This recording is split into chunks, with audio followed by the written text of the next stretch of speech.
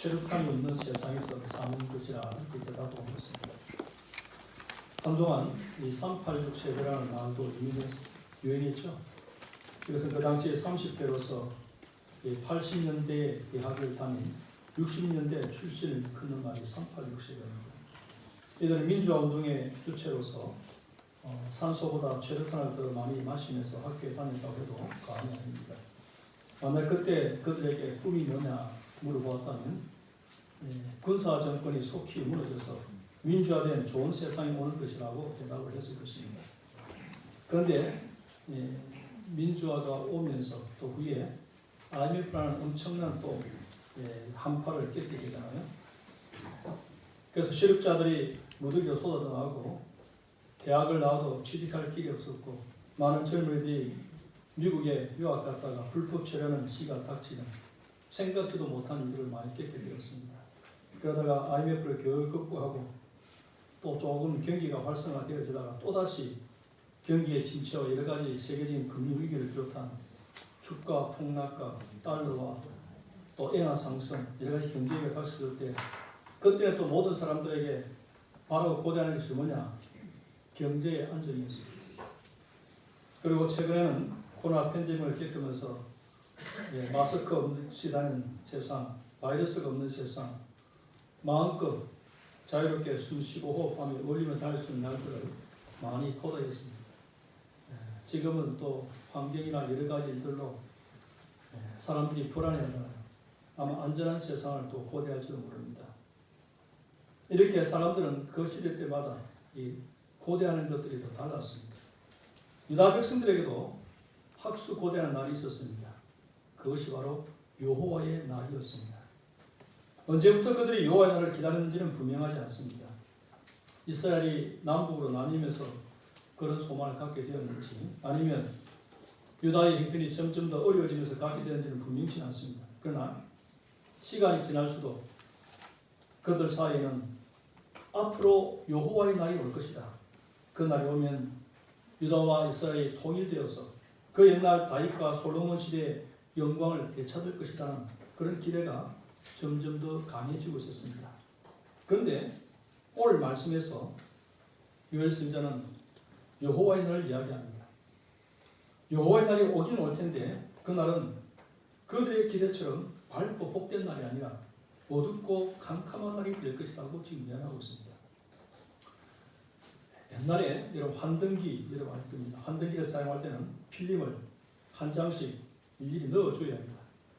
그래서 한 장면이 끝나면 철컥 소리가 나고 그 다음 장면이 나오고 또 철컥 소리가 나면 또 다음 장면 그렇게 나오는 환등기를 통해서 우리 영상을 보게 되었습니다. 그런데 요즘은 어떻습니까? 멀티 비전입니다. 여러 장면을 연속적으로 보여줄 수 있게 되었습니다. 이처럼 한 장면이 끝나기도 전에 다른 장면이 새롭게 시작됨으로써 이제 사람들은 다른 생각할 틈 없이 긴장하면서 그 장면에 빠져들게 되어버립니다. 오늘 우리가 읽었던 말씀은 이렇게 멀티비전 같습니다. 한 장면이 끝나기도 전에 또 다음 장면이 시작되고 또 그 장면이 끝나지 않은 상태에 또 다른 충격적인 장면이 그렇게 시작이 되어집니다. 그 필름의 제목이 여호와의 날입니다. 자, 농부가 밭에 씨를 뿌렸는데 싹이 나올 기미가 전혀 보이지 않습니다. 그래서 흙덩이를 들추어 보니까 씨가 다 썩어버렸습니다. 망연자실하게 흙덩이를 들고 서 있는 농부의 모습을 배경으로 양식을 먹지 못해 울부짖는 가축들 소리가 또 들려옵니다. 선지자는 해설 대신에 자신의 탄식소리를 삽입하죠. 그 탄식 소리가 채 끝나기도 전에 들판에 불이 붙어서 모두 더 태우는 그런 장면이 나타납니다. 가뭄이 너무나도 극심한 나머지 자연 파사가 되어버린 것입니다. 앞에도 불길이고 뒤에도 불길입니다. 그나마 남아있는 모든 것들이 다 불길에 쌓이는데 그리고 그 불길이 다 사그러들기도 전에 엄청난 군대가 몰려는 바퀴 소리와 창날 부딪히는 소리가 산을 타고 내려옵니다. 이것이 지금 여호와의 날의 모습들입니다. 1장 15절부터 2장 11절까지 오늘 우리 본문을 제목 잡았는데 이 긴 말씀을 하나의 본문으로 택한 이유는 주제가 동일하기 때문입니다. 그 주제가 바로 여호와의 날입니다. 1장 15절에서 슬프다 그날이여 여호와의 날이 가까웠더라. 이렇게 하면서 우리가 앞에서 말한 메뚜기 재앙은 우연히 닥친 불행이 아니라 여호와의 날이 시작되었음을 알리는 신호라는 사실을 우리에게 알려주고 있습니다. 그리고 2장 1절 한번 보죠. 2장 1절 다 같이 봅니다. 시작. 시온에서 나팔을 불며 나의 거룩한 산에서 경고의 소리를 지르노라. 이 땅 주민들로 다 뜨게 할 진지하고. 자, 여기 보면 여호와의 날이 온 것을 공식적으로 또 선포하고 있습니다. 그런데 이 날은 유다 백성들이 기다리고 기다리던 밝고 유쾌한 날이 아닙니다. 분명히 2절에 어둡고 캄캄한 날입니다. 온 들판은 가뭄으로 불이 붙어서 활락 타오를 것입니다.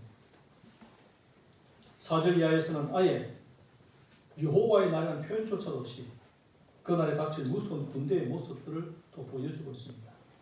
이들은 천시식 군사훈련을 받은 전문적인 군들로 나타납니다.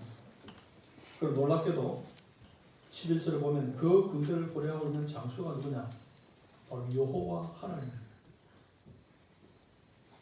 오늘 본문의 장면은 여러 개지만 맺혀진 하나입니다. 이 장면들은 모두 여호와의 날이 지닌 성격을 우리에게 보여주고 있습니다.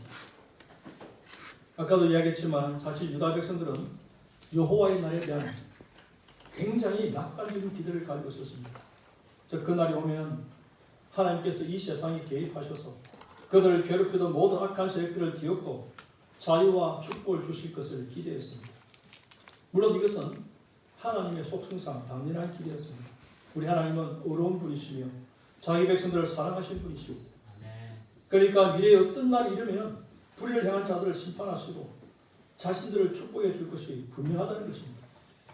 여러분 오늘날에도 고통받고 있는 성도들이 믿고 있는 바가 무엇입니까? 비록 지금은 힘들고 답답하지만 언젠가는 하나님께서 나의 기도를 들어줄 때가 온다는 것입니다. 하나님께서 이 모든 형편을 뒤집어엎고 나를 축복해 주셨다는 그런 기대감을 가지고 참고 기다리고 있지 않습니까? 요엘 당시 유다 백성들도 이런 때가 오리라는 것을 믿고 기다렸습니다. 지금은 어렵고 힘들어도 뭐잖아 여호와의 날이 오면 고통은 끝나고 오늘의 눈물이 기쁨으로 변할 것을 믿었습니다. 자, 그런데 그들이 몰랐던 것이 있습니다. 그 몰랐던 것이 뭐냐면 불의를 행한 자들이 바로 자기 자신들이라는 사실입니다. 여호와의 날은 바로 자기 자신들이 멸망하는 날이라는 사실을 그들은 알지 못했습니다. 요엘 시대 사람들은 한 번도 무서운 재난을 겪어보지 않은 평안에 젖어 있던 사람들이었습니다. 물론 평안하다고 해서 불만이 없는 것은 아니죠. 사람들 어떤 형편이 있든지 항상 최고의 상태를 욕심내게 되어 있습니다. 이스라엘은 남북으로 분열되고 난 후에 국력이 약해져서 여러 가지 작은 어려움들을 겪었습니다. 물론 포도주는 끊어지지 아니하였고 끼니를 거는 적도 없었지만 그래도 다윗과 솔로몬 때에 비하면 유다의 영화는 아주 보잘것없었습니다. 지금도 우리나라 보십시오. 예전에 비하면 보릿고기에서 하루 먹고 살기 힘든 때가 있었는데 지금 어떻습니까? 먹는 거 걱정하는 사람 별로 없습니다. 그런데도 지금 만족합니까? 불만족하죠. 더 복지가 잘 된 그런 나라들을 꿈꾸게 됐잖아요. 이스라엘도 마찬가지입니다. 그들 지금 포도도 잘 먹고 굶지도 않고 잘 삽니다. 그런데 과거에 솔로몬과 다윗의 때 생각하면 지금은 너무 형편없다는 것입니다. 그래서 백성들 사이에는 다윗과 솔로몬 때의 영광이 회복되자를 기대하는 그런 마음이 싹떴던 것 같습니다. 그들이 남북이 다시 통일되어 강력한 나라를 이룸으로써 온 세계가 조공을 바치러 예루살렘에 몰려오는 이런 꿈을 꾸었습니다. 그런데 이런 기대에 대해서 요엘 선지자는 뭐라고 이야기합니까? 자, 1절과 2절, 2장 1절과 2절 다시 한번 읽읍시다. 시작. 시온에서 나팔을 불며 나의 거룩한 산에서 경고의 소리를 지르노라. 이 땅 주민들로 다 떨게 할지니 이는 여호와의 날이 이르게 되니라. 이제 임박하였으니 어둡고 캄캄한 날이요 짙은 구름이 덮인 날이라. 새벽빛이 산 꼭대기에 덮인 것과 같으니 이는 많고 강한 백성이 이르렀습니다. 이와 같은 것이 옛날에도 없었고 이후에 대대에도 없었다. 자, 한마디로 복된 날 같은 소리 하지 말라는 것입니다. 진짜 어둡고 캄캄한 날이 온다는 것입니다. 짙은 구름이 덮이는 정말 어둡기 짝이 없는 그런 날이 온다는 것입니다. 여러분, 어둡고 캄캄한 날이요, 짙은 구름이 덮인 날이 어떤 것이겠습니까? 자, 한번 예를 들어 보겠습니다. 호텔에서 자고 있는데 갑자기 불이 났다고 생각하십시오. 열기는 뿜어져 나오고 연기는 점점 더 자욱해지는데 어두운 복대는 아무것도 보이지 않습니다. 숨은 막혀오는데 아무데도 피할 곳이 없습니다. 이런 날. 여러분, 메뚜기 재앙은 우연히 닥친 재앙이 아닙니다. 그것은 심판의 수고입니다. 반복적으로 유다 땅을 휩쓸고 간 메뚜기 떼의 공격은 하나님께서 유다 백성들에게 어떤 생각과 감정을 가지고 계신지를 보여주는 하나의 예에 불과했습니다. 하나님께서는 가장 강한 원수들을 끌고 와서 그들을 모두 진멸시키기까지 그 진노를 거두지 아니하실 것입니다. 이 여호와의 날, 어둡고 캄캄한 날, 여호와의 날의 기원은 하나님께서 애굽의 장자들을 죽이신 그 날에서 우리가 찾아볼 수가 있습니다. 하나님께서 친히 애굽 땅을 방문해서 하나님 대적하는 바로와 애굽 사람들의 모든 장자를 죽이시고 이스라엘 자손들을 구원하신 그 날이 바로 여호와의 날의 모델입니다. 자, 마지막 재앙이 애굽의 장자들을 죽입니다. 10번째 재앙. 그때 제일 처음 뭡니까? 나일강이 피로 변한 것은 재앙의 시작에 불과했습니다. 그 다음에 개구리가 공격하고 메뚜기 떼가 습격하고 가축이 병들고 사람들의 몸에 독종이 생긴 것 모두가 재앙의 일부뿐입니다. 하나님께서는 그들을 죽음으로 다스리기까지 진노를 돌이키지 않았습니다. 장자의 죽음까지 갈 때까지. 그런데 그 하나님께서 이제는 유다 백성들에게 진노를 돌이키지 않겠다는 뜻을 분명하게 지금 표현하고 계신 것입니다. 자, 여기 보면은 우리 하나님의 생각과 유다 백성들의 생각이 이렇게까지 다를 수 있다는 것을 우리에게 보여줍니다. 유다 백성들은 뭡니까? 복된 날이 올 것이라고 기대했습니다. 그러나 하나님께서는 무서운 심판의 날이 올 것이라고 말씀하십니다. 하나님께서는 자기 백성들이 잘못을 저지를 때 오래 참고 기다리십니다. 그러다가 도저히 안 되겠다고 싶을 때 어려움을 주십니다. 여러분, 그 어려움이 의미하는 바가 무엇이겠습니까?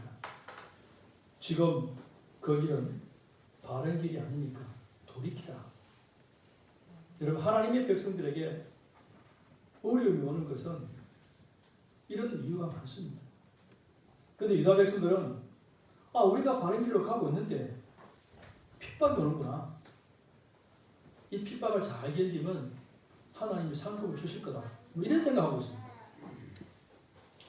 별로 좋은 예는 아니지만 예를 들어서 어떤 부인이 도박을 했습니다. 잡혀서 감옥에 갇히게 되었다고 합니다. 근데 그게 참 부끄럽게도 교인입니다. 교인들이 찾아가서 얼마나 고생스러우세요 이렇게 유래했습니다. 그럴 때 그분이 하는 말이 괜찮아요. 주님도 고난다 하십니다.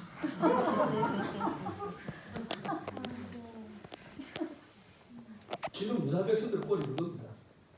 유다 백성들이 하나님 말씀대로 살지 않았기 때문에 하나님께로 돌아오라고 어려움을 주셨더니 생각하는 것이 어려움을 참으면 의의 밀림을 주실 것이다. 할렐루야. 이렇게 하면 버티는 것입니다. 하나님께서 이런 것들을 향해서 빨리 정신 차리지 않으면 진짜 어둡고 캄캄한 날이 올 것을 지금 경고하고 계시는 것입니다.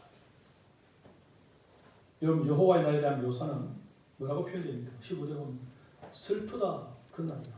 슬프다. 15절 한번 읽읍시다. 시작. 슬프다 그날이야. 여호와의 날이 가까워 곧 멸망같이 전능자에게부터 그럼 전능자 이번엔 샤다이 전능하시는 엘 샤다이인데 이스라엘 백성이 가장 좋아하던 하나님의 처우가 바로 전능자입니다. 우리 하나님 누구냐? 전능하신 하나님. 전능하신 못할 일 없는 하나님. 그러니까 어려움이 빠질 때마다 샤다이를 불렀습니다. 근데 여기에 등장하는 샤다이, 전능자는 구원이 아니라 멸망입니다. 15절에 멸망같이 전능자에게 이르르다. 멸망같이라는 이 번역은 사실은 자연스러운 번역이 아니고요. 좀 더 정확한 번역은 멸망으로서, 즉 전능자가 찾아오시는데, 샤다이가 찾아오시는데 구원으로서 아니라 멸망으로서 그들을 찾아오셨다는 겁니다. 16절을 보면 그들이 아직도 메뚜기 장에 피해서 벗어나지 못한 상태가 알 수가 있습니다. 자, 16절 읽어봅시다. 시작. 먹을 것이 우리 눈앞에 끊어지지 아니하였느냐.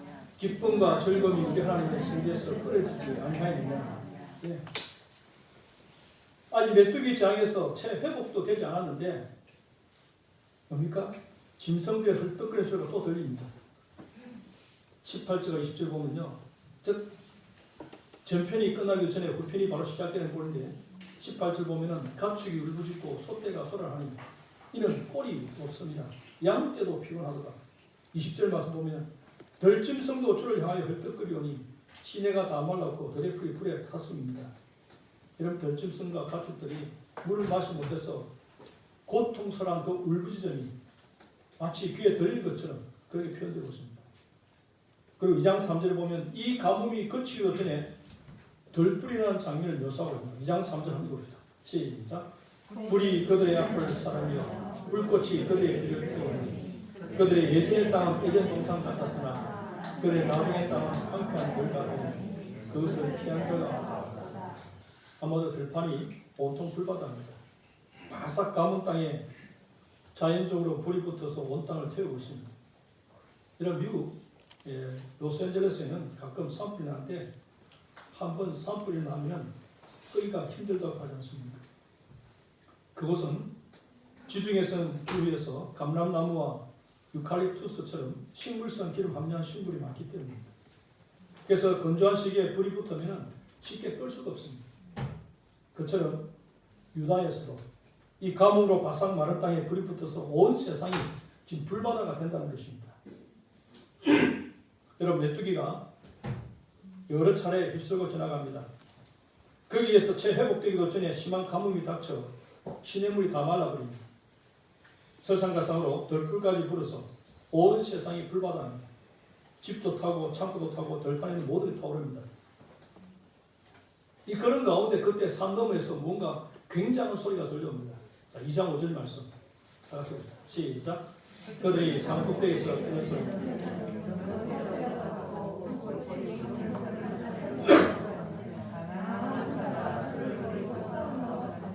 네, 아주 놀라운 기동성을 가진 군대가 몰려오고 있습니다. 근데 여기서 유의될 것은 가터니 아닙니다. 이 가터니란 무슨 말입니까? 정확하게 그것은 아닌데 그것과 비슷하다는 것입니다. 병거 소리 같은데 병거 소리는 아닙니다. 불꽃이 금불을 사는 소리 같은데 정확히 그 소리는 아닙니다. 그럼 도대체 무엇이란 말입니까? 유다 백성들이 바짝 긴장하기 시작합니다. 이렇게도 당했는데 아직도 재앙이 남았는가? 산 너머에서 다가오는 저 엄청난 소리가 뭔가? 이것은 메뚜기 소리를 가리킵니다. 메뚜기는 메뚜기인데 진짜 메뚜기가 아니라 사람 메뚜기 소리입니다. 이것은 바벨론 군대를 상징하는 표현입니다. 이를테면 여러분 영화에 보면은 메뚜기들이 마구 성벽을 기어오르는데 순간적으로 탁 장면이 탁 바뀌면서 그 메뚜기가 아니라 바벨론 군대의 몫으로 바뀌는 그런 모습. 요즘에 그런 영화 있잖아요. 탁 오늘 갑자기 그 사람이 짐승이 바뀌어 사람이 돼요. 그래서 오늘 말씀을 이해하려면 시각적인 효과가 좀 필요합니다. 지금 유다 백성들은 이 바벨론 군대가 얼마나 무서운지를 잘 모르고 있습니다. 그래서 요엘도 극도로 섬세한 표현을 동원해서 이미 여러 차례 경험했던 메뚜기 공격이 다시 시작되는 것처럼 묘사합니다. 그러다가 어느 한순간 바벨론 군대의 모습으로 전환을 시키고 있다는 것입니다. 이 군대가 얼마나 무서운지 2장 6절과 7절에 이렇게 이야기합니다. 가지고 봅시다. 시작. 그 앞에서 백성들이 질리고 무리의 낯빛이 하얘졌더라. 그들이 용사같이 달리며 무사같이 성을 기울이며 각기 자기의 길로 나아가되 거주를 이탈하지 아니하며. 성을 오른데 무사같이 성을 오른다. 영화 보면 무사들 보세요. 다음 죽을 때 뛰어있는 것처럼 얼마나 기세롭게 성벽이 오른지 도저히 말할 길이 없습니다. 원래 적들이 기어오르면 돌을 던지고 뜨거운 물을 부어서 떨어뜨리는데 워낙 빡빡하게 올라오니까 돌을 던져도 안 되고 물을 부어도 소용이 없습니다. 이 군대는 절대 후퇴하는 법이 없는 군대입니다. 그리고 그들은 아무 집이나 마구잡이 들어가서 구절을 보면 노략질하고 약탈합니다. 성중에 뛰어들어가며 성위를 달리며 집에 기어오르며 도둑같이 창으로 들어다닙니다. 그런데 기세가 얼마나 대단한지 10절 말씀 보면 그 앞에서 땅이 비동하며 하늘이 떨며 해와 달이 캄캄하며 별들이 빛을 끄는다. 여러분, 하늘도 빛을 잃고 밤에도 별들이 보지 않을 정도입니다. 이것은 메뚜기 떼의 공격을 당했을 때 이미 한번 겪어본 상황입니다. 그런데 그 무엇보다 더 충격적인 사실은 이 군대를 지휘하는 대장이 바로 만군의 여호와 하나님이십니다. 11절 말씀 한번 봅시다. 시작. 여호와께서 그의 군대 앞에서 소리를 지르시고 그의 진영은 심히 크고 그의 명령을 행하는 자는 강하니 강할 자가 누구냐. 여호와께서 메뚜기도 불러오시고 가뭄도 불러오시고 덜풀도 불러오십니다. 그리고 최종적으로 바벨론 군대를 불러오시는데 그의 명령이 얼마나 강력한지 아무도 거역할 수 없고 아무도 당할 수가 없습니다. 자, 여호와께서 이 강력한 군대를 끌고 오시는 것은 이방 백성들과 싸우시기 위해서가 아닙니다. 유다와 싸우시기 위해서입니다. 자기 백성들과 싸우시기 위해서입니다.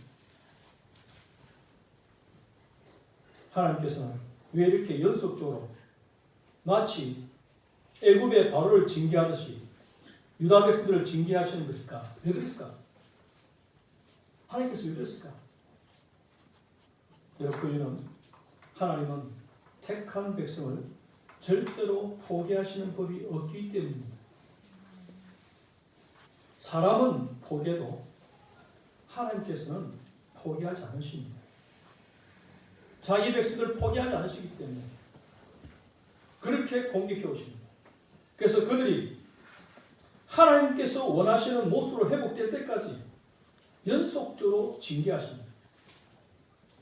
왜냐하면 이 말씀을 제대로 이해하려면 신약 성경에 나오는 탕자의 비유를 이해할 필요가 있습니다.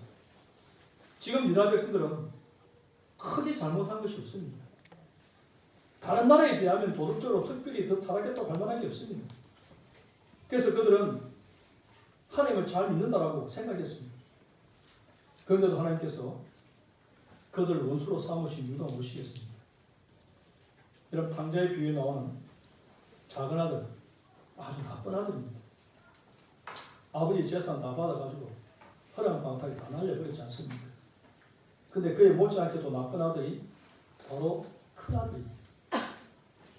작은 아들은 집을 떠나서 방탕한 삶을 살면서 아버지에게 받은 재산을 전부 날려버렸습니다. 그런데 큰 아들은 아버지 곁을 한 번도 떠난 적이 없었습니다.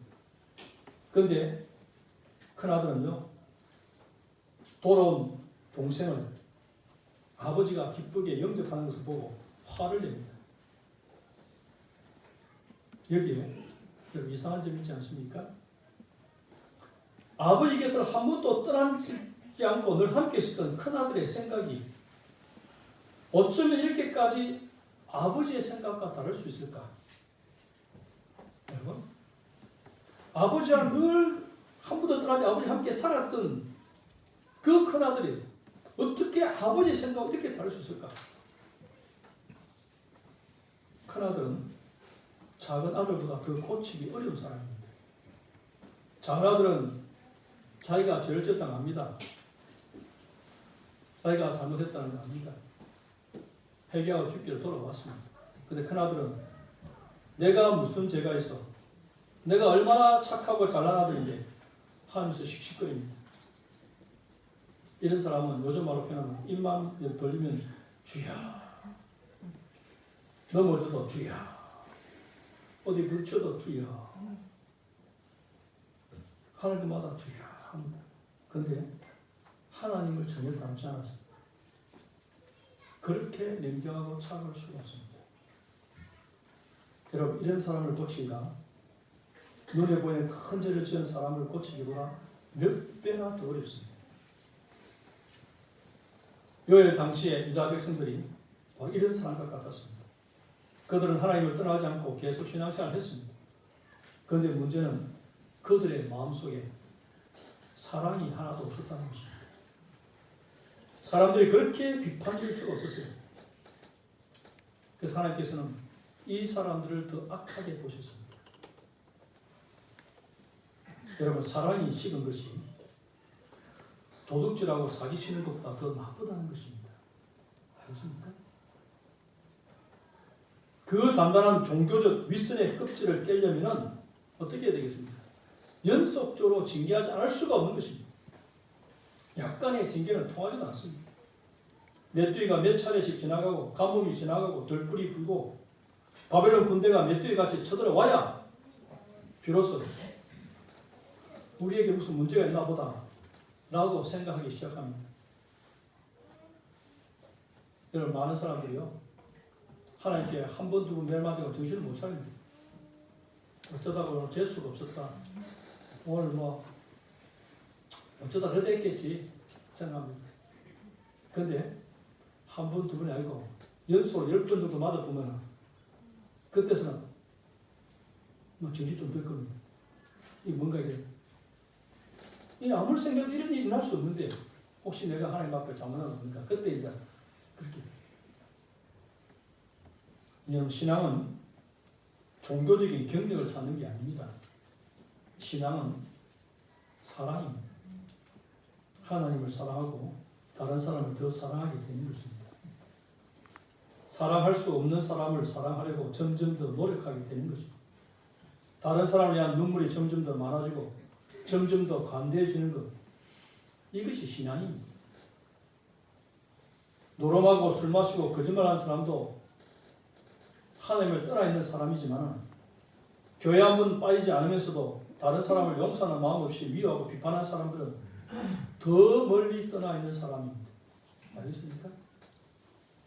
자, 교회 밖에 탕자들도 많지만 교회 안에 탕자들도 있다는 것입니다. 알겠습니까? 저도 목회를 하면서 보게 되는 가장 고통스러운 일이 뭐냐면 그렇게 오래 믿어하는 많은 성도들이 날이 갈수록 점점 더 완벽한 종교인이 되어간다는 것입니다. 신앙인이 아니라 종교인이 되어간다.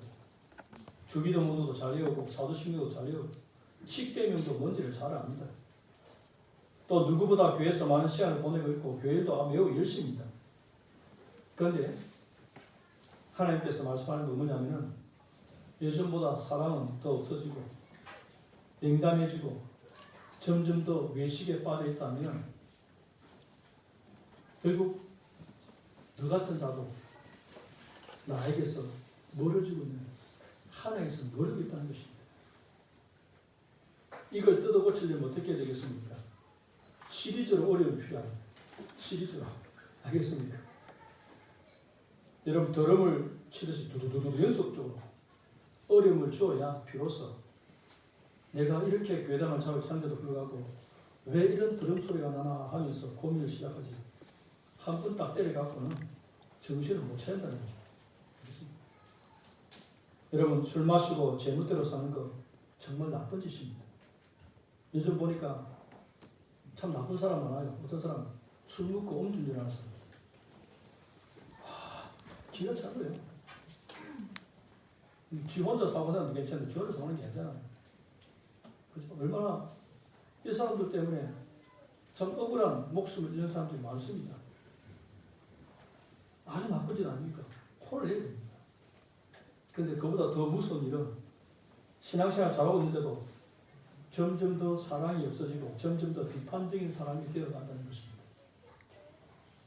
전에는 하나님 앞에 고개만 숙여도 감사하다는 말이 절로 나오는데 예전에는 찬송가 1절만 불러도 눈물이 나와서 끝까지 다 부르지 못할 때도 있었는데 근데 이제는 고개를 숙여도 감사가 나오지도 않고 찬송가를 4절까지 다 불러도 전혀 마음에 감동도 없고 눈물도 나오지 않는다면 어떻게 했습니까? 껍질이 점점 더 단단해져 가고 있다는 것입니다. 하나님의 은혜가 점점 더 메말라 간다는 거죠. 여러분, 성령에 충만하고 은혜가 충만한 사람의 특징이 뭡니까? 여러분, 찬송하고 기도하면 그 마음속에 눈물이 촉촉하게 흘러요. 마음의 감동이 오고 주님 말씀하면 그냥 자기 자신을 돌아보게 돼요. 오늘 우리 하나님께서 우리에게 말씀하는 게 뭡니까? 내가 어떤 종교 행위를 하고 있는가를 보지 말고 나의 진짜 모습을 한번 객관적으로 한번 보라는 것입니다. 다른 사람이 내 앞에서 칭찬하는 말 여러분 믿지 마십시오. 여러분, 본인 앞에서 자기 생각을 있는 그대로 밝힌 사람 별로 없습니다. 그 사람 보는 면전에서 내 속에 있는 생각을 바로 밝힌 사람 별로 없습니다. 그러나 속으로는 굉장히 명확한 평가를 내릴 수 있습니다. 말 없는 다수가 보편적으로 내리는 평가가 아주 무섭습니다. 그리고 거의 정확합니다. 심지어요, 사람들도 그렇게 보고 있다면 하나님께서 과연 어떻게 보고 계시겠습니까? 요엘 당시 유다 백성들은 자신들의 문제를 느끼지 못하고 있었습니다. 왜냐하면 예배도 잘 드리고 있었고 다른 종교생활도 잘하고 있었고 이방 나라에 비해서 훨씬 더 크게 죄를 지은 바도 없었기 때문입니다.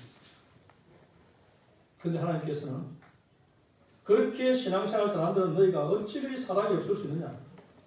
어찌 그리 이기적일 수가 있느냐? 그렇게 물으시는 것입니다.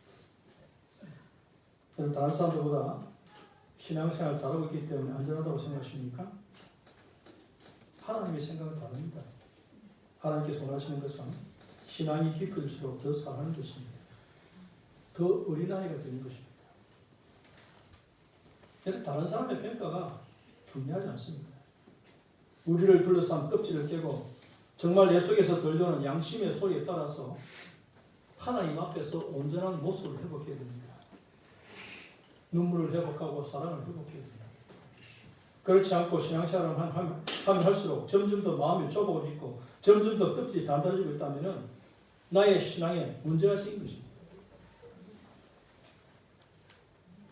저도 이렇게 가는 제 친구들도 보고 또 선배 목사님들 보면요, 어떤 때는 기가 찰 때가 있습니다. 아니, 저것 가지고 삐끼나 싶습니다. 우리의 인격이 그 정도밖에 안 되나요? 어떤 글자를 하나 쓰는데 자기 이름 하나 빠졌다. 그것 때문에 노발대발하고. 여러분, 오늘 주부에 보면은 조정민 여러 개 한번 끊어보십시오. 그게 재밌는 내용이 나옵니다. 우리가 하나님 앞에서 어떤 존재인가를 깊이 알고 주님부터 닮아가면 어떻게 변해야 되겠습니까? 여러분, 나이 들어가 삐끼는 놈이 추합니다. 나이가 들수록요, 어른이라는 것은요, 더 커져가는 거죠. 마음이 커져가고. 많은 것들은요, 전혀 마음 요동함 없이 사람을 품을 수 있는 이게 어른이지. 나이가 들수록 더 애야 된다는 말이 뭡니까? 그 속에 하나님의 은혜가 내바르고 하나님의 사랑이 식어지니까 애처럼 되어집니다. 그래서 나이가 들어가고 섭섭병에 걸리고 삐끼는 병에 걸리고 그렇잖아요. 홀로 쓰지 못해서 그렇습니다. 나이가 들어서 은퇴를 준비하고 나이가 들어 제일 준비할 것은요, 홀로 쓰는 연습이에요. 그게 훈련 안 되면 어른 자격이 없습니다. 여러분 마음 어떻습니까? 여러분 껍질 어떻습니까? 부드럽습니까? 딱딱합니까? 여러분 마음이, 저도 말하지만 오늘 우리가 깊이 생각할 점은 하나님의 생각과 유다백성의 생각이 어쩜 이 정도까지 다를 수 있냐는 것입니다. 하나님께서는 철저한 파멸과 심판의 날을 계획하고 계십니다. 그러나 유다백성들은 부족한 것이 없이 더 채워질 영광스러운 날을 지금 기대하고 있습니다. 첫째로요, 왜 그랬습니까? 유다백성들은 신앙에 대해서 크게 오해하고 있었습니다. 그들은 신앙을 하나님 중심으로 생각하지 않고 자기 중심으로 생각했습니다. 여러분, 신앙이 뭡니까? 신앙은 자꾸 하나님께 맞추어가는 것입니다. 나는 자꾸 없어지고 하나님만 점점 닮아가는 것입니다. 그런데 유다 백성들은 하나님께서 어떻게 했든지 자신들을 사랑해 주시고 용납해 주셔야 한다는 이기적인 신앙관을 가지고 있었습니다. 그들은 하나님 믿는다고 하면서도 자기들의 영역을 점점 더 넓혀가려고 합니다. 하나님, 내가 이 정도 했으니까 이렇게 해줘야 되지 않습니까? 내가 이 정도 수고했으면 이런 보상을 해줘야 되지 않습니까? 자꾸 하나님, 세상의 모든 종교는 기복적인 신앙을 가지고 있습니다. 즉, 나한테 신이 필요하기 때문에 믿는 것입니다. 그래서 나한테 도움이 안 되고 남의 이유지 않다면 그렇지는 안 생깁니다. 뭣도 모르고 교회 처음 나온 사람도 처음에 어떤 기대를 합니까? 내가 예수 믿으면 하나님께 내게 좋은 걸 많이 주실 거라, 이런 기대가 물론 그렇게 나오면 다 정말 좋은 거 주죠. 그런데 그 좋은 것이 가치관이 다를 뿐입니다. 알겠습니까? 여러분, 하나님 종교는 그렇지 않습니다. 왜냐하면 내가 하나님을 택한 것이 아니라 하나님께서 나를 택하셨습니다. 내가 자제대로 하나님께 도와주신 게 초점이 아니라 내가 하나님의 뜻대로 사는 것이 초점입니다. 내가 먼저 하나님 뜻대로 걸어갈 때 하나님께서 나를 책임져 주십니다. 그런데 유다 백성들은 자신들이 잘 사는 것을 더 중요하게 생각했고 그 수단으로 하나님을 믿었습니다. 그렇기 때문에 하나님께서 가장 싫어하는 짓을 하면서도 하나님을 잘 섬긴다라고 착각했습니다. 여러분, 참된 신앙이 뭡니까? 내 생각을 전부 버리고 하나님의 말씀 하나 붙드는 것입니다. 알겠습니다. 여러분, 말씀 하나 붙들고 갈 때까지 가는 것입니다. 하나님이 가르쳤으면 그거 하나 붙들고 하나님께 돌아서 갈 때까지 거기 가는 것입니다. 여러분, 창세기에 나오는 믿음의 족장들 보십시오. 논리적으로 도저히 이해가 되지 않는데도 아브라함 보세요. 본토 친척 아비 집을 떠나지 않습니까? 하나님이 떠나라 하니까. 지금까지 살던 그 갈대아 우르라는 그 땅, 본 땅입니다. 그 당시에 가장 큰 도시 중에 하나입니다. 요즘 같은 우리나라 같은 서울입니다. 그 당시 인구가 한 10만이 20만이 되니까 대단한 도시입니다.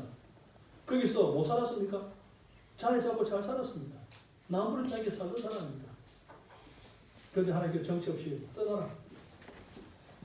이거 떠난다니까 모든 사람이 이해할 수 있잖아요. 하나님 말씀 믿고. 또요, 첫 아들 내보내는 뒤늦게 전 아들의 가슴에도 칼을 꽂아 하지 않았습니까? 여러분, 이게 신앙입니다. 나의 이성을 자꾸 쌓고 있으면서도 그것을 신앙으로 생각한다면 하나님의 생각과는 전부 안 들어가는 것입니다. 그래서 예수를 제대로 다 믿고 나면 제대로 믿는 건 주인을 바꾸는 겁니다. 주인이 바뀌고 나면 그 다음부터 당신의 꿈이 뭡니까 하면 잘 모르겠습니다라는 말이 정답일 수가 있습니다. 왜? 모르니까 실제로. 주인이 하라는 대로 해야 돼. 내가 주인이 아니기 때문에. 내가 주인일 때는 내가 쓰게 하고 내 마음대로 이렇게 됩니다. 그래서 우리는 어떻게 고상하게 표현합니까? 하나님의 비전. 알겠습니까? 하나님께서 주신 사명은 감당하는 것이다. 그 사명 감당하는데 어디로 갈지 모릅니다. 하나님 이리로 가면 이리로 가고 저리로 가면 저리로 따라가는 거예요. 그러니까 내가 무슨 계획을 세울 필요가 없어요. 그래서 우리는 어떻게 합니까? 하나님께 묻습니다. 하나님 동쪽으로 갈까요? 서쪽으로 갈까요? 하나님께 동쪽으로 가면 예 알겠습니다. 동쪽으로 가고 동쪽으로 가다 하나님 자 그만 가라 하면 그만 가고 어디로 가? 서쪽으로 가 서쪽으로 가 이렇게 하는 겁니다. 왜? 하나님 주인이니까. 알겠습니까? 이 신앙입니다.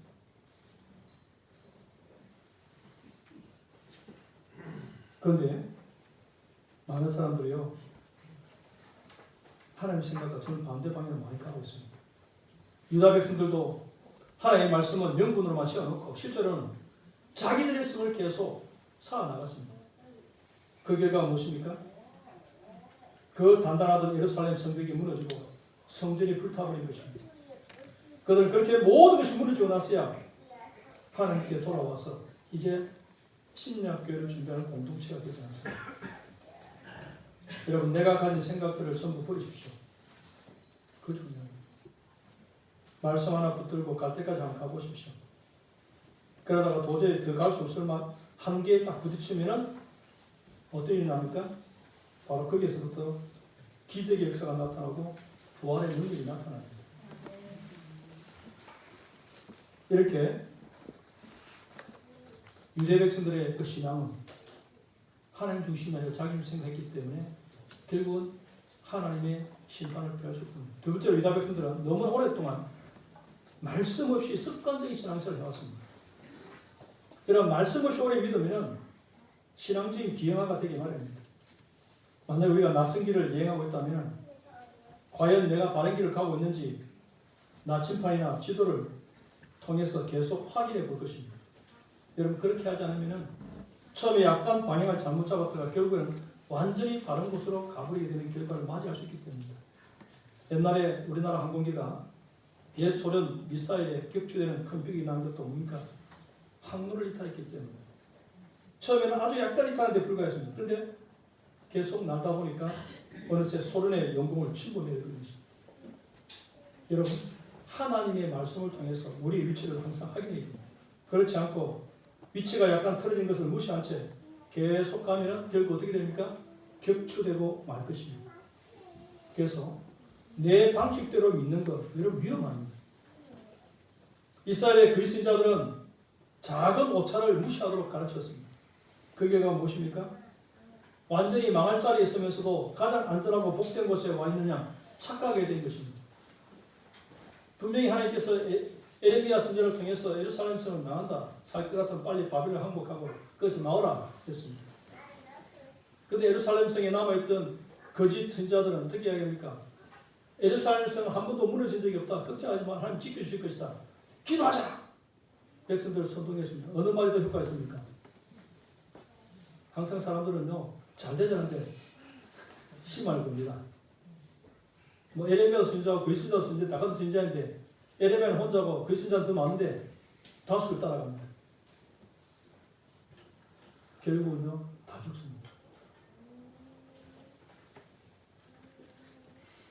하나님 말씀에 비춰봐야 됩니다. 어떻게 비춰?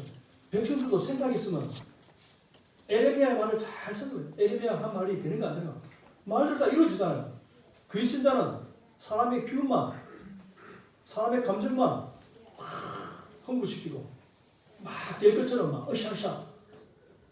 여러분, 보험회사 장사하는 사람처럼 막 그렇게 다 될 것처럼 막 그렇게 만들어요. 그래서 없이 말합니다. 항상 참인지 거짓인지 그 말이 이루어지는 열매를 보면 알 수 있다 했습니다. 같은 하나님을 믿는다고 하는 사람들이요, 그토록 다른 생각, 그토록 다른 말들 하는 것은요, 약간의 오차를 무시한 채 말씀으로 자신의 위치를 확인하지 않은 채 오랫동안 자기 방식대로 믿어왔기 때문입니다. 아마 여러분들 친구들 보십시오. 같은 교회를 섬기지 않고 다른 교회를 섬기고 있는 사람들, 어떤 친구들은 바르게 자라는 친구도 있고 어떤 친구들 보면 저는 믿기는 좀 이상한 친구도 있습니다. 잘 믿다고 생각해요. 왜냐하면 잘못된 가르침을 따라왔기 때문에. 하나님의 말씀을 통해 늘 점검해 오지 않고 그냥 하는 대로 따라가다 보면 그렇게 되는 것입니다. 실제로는 하나님으로부터 가장 먼 곳에 있으면서도 가장 가까운 곳에 있는 것처럼 착각하게 되었기 때문입니다. 그리고 하나님의 백성들이 말씀에 헌신하면 아무리 연약하고 모자라도 하나님께서 무조건 책임지게 되어 있습니다. 자, 보세요. 내가 하나님께 말씀 믿고 내 인생을 어떻게 했습니까? 어떻게 합니까? 책임져야죠. 여러분, 입양했었다는 건 뭡니까? 그 아를 책임지겠다는 거 아닙니까? 그럼 입양한 사람 그 아를 당대 책임지는 겁니다. 내가 하나님께 입양되었다면 난 책임지잖아요. 이걸 신앙적으로 하나님께 헌신입니다.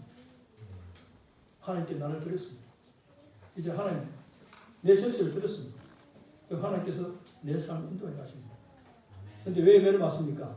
자꾸 삐져나오려고 만든 거예요. 알겠습니까? 자, 내 자식이 되었습니다. 근데 이게 계속해서 말 안 듣고 자꾸 옛날 버릇 합니다. 그건 맞는 거예요.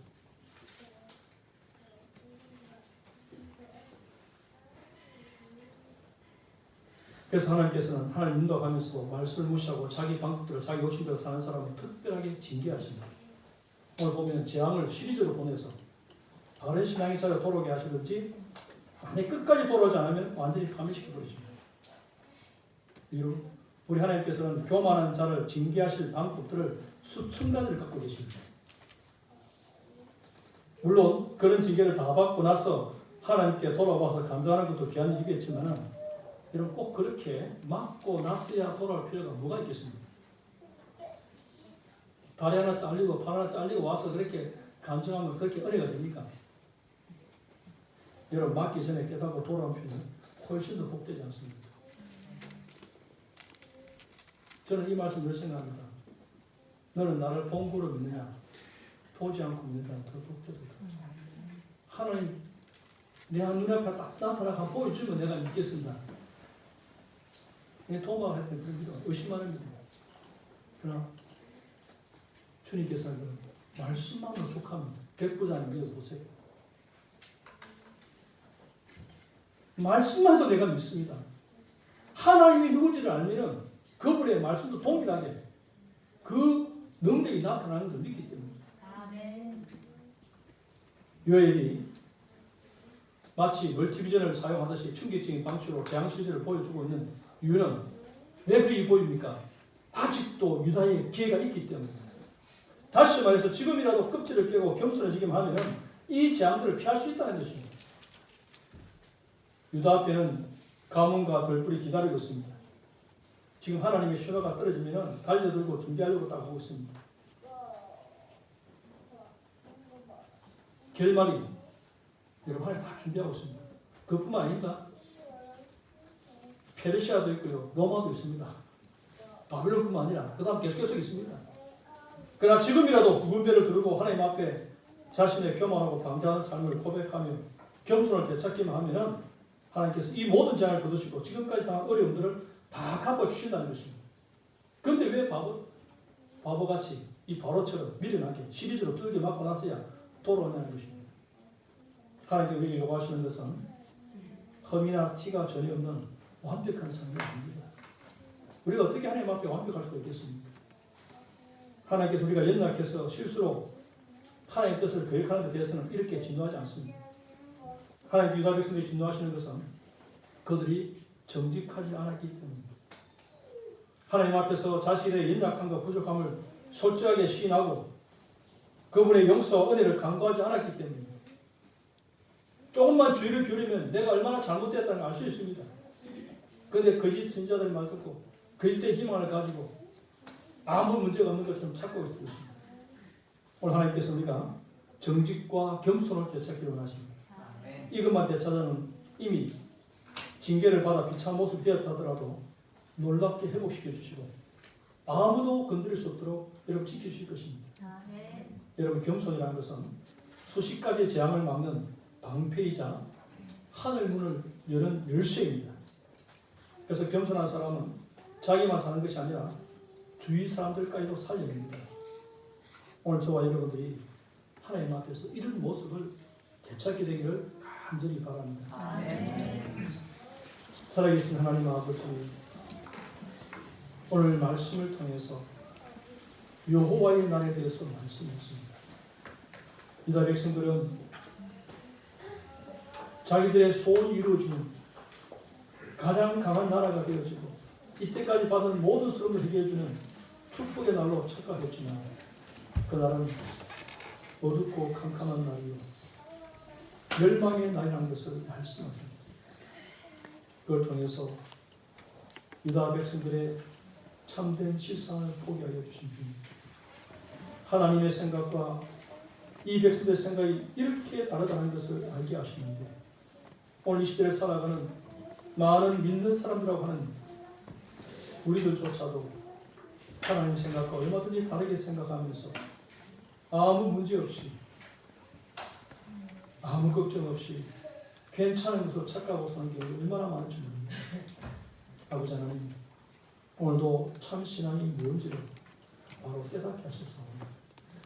아버지님 속지 않게 해주시고 날마다 하나님의 말씀 앞에 자신의 삶을 비추어 보면서 또는 하나님께서 우리에게 예상치도 못한 크고 작은 일을 만날 때마다 먼저 하나님 앞에 나아갈 수 있는 겸손한 믿음을 갖게 하여 주시고, 하나님께서 우리를 때로는 힘들게 하고 고난을 받게 하실 모든 것들은 사랑하는 자녀이기 때문에 징계하시고 알게 하셔서 회복하게 하셔서 세상이 깜짝 놀랄 하나님의 멋진 하나님의 자녀로 거룩한 백성으로 만드셔서 온 세상 앞에 하나님의 기쁨이 되고 자랑이 되는 그런 주님의 얼굴이 되게 만드시면 하나님을 승리하신다는 사실을 알고, 오늘 우리 성도들 오늘 말씀 듣고 우리 자신을 돌아보며 이 시대를 분별하며 늘 하나님 앞에 겸손히 엎드리며 하나님의 은혜를 구하며 날마다 말씀에 붙들려 살아갈 수 있는 귀한 종들 다 되도록 축복하여 주옵소서. 예수님 이름으로 기도드리옵나이다. 아멘. 찬송가 539장